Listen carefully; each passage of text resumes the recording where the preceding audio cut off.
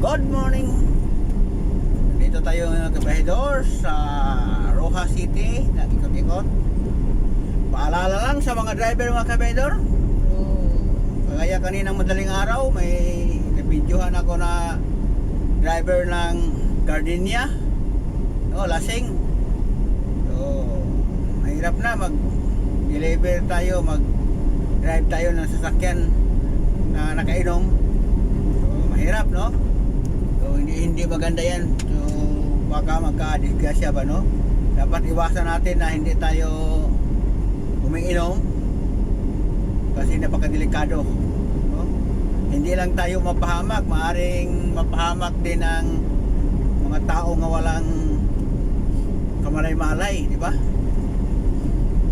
Kaya yung mga kasama kong driver, pag magtrabaho tayo, huwag uminom kasi madidisgrasya nga tayo ng hindi nakainom eh. Paano pa kaya yung nakainom tayo, di ba?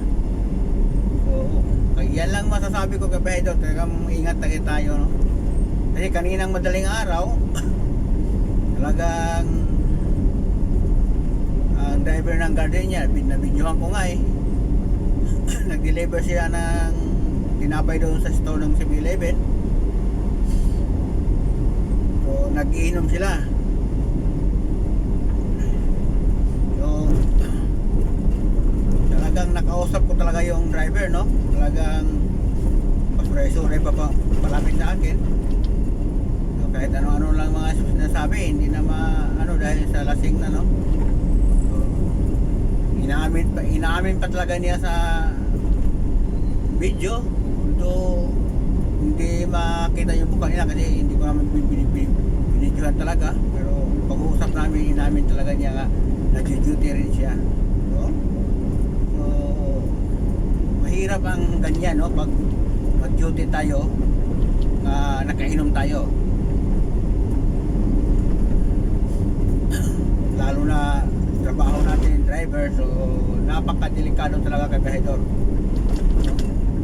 Okay lang sana kung sa ginawa natin ganyan, kung tayo lang ang madisgrasya, no? Hindi tayo makadamay ng mga inosente.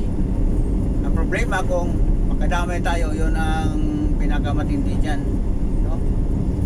Pati yung kumpanya madadamay din yan, di ba? Ang Gardenia. So sa akin lang, sana sa mga kumpanya din, sana screen yung maigi yung mga driver niyo, kasi pag madisgrasya damay kayo eh, kasi kayo ang may-ari ng kumpanya, di ba? So yan lang mga kabayo ang pakiusap ko, no, sa mga driver. Iwasan natin umiinom habang tayo ay nag-duty o nagda-drive.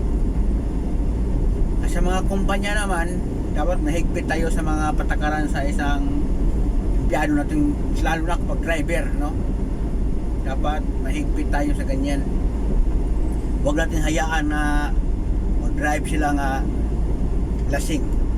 Kaya kaninang madaling araw, napakalasing talaga niya. Nakikita ko talaga napakalasing. So marami ang nakasaksi doon sa 7-Eleven store, no? So hindi talaga, para sa akin, hindi talaga pwede sana mag-drive yun. So paglabas ko ng 7-Eleven, umalis na sila. So yan, nag-drive pa rin kasi marami pang malas lang i-deliver. So biro mo, lasing ha, nag-deliver.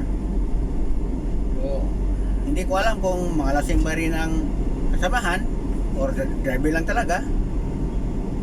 So napakahirap kung ang driver lasing talaga. Yun ang hirap talaga, napakalaking problema talaga. Delikado talaga yan sa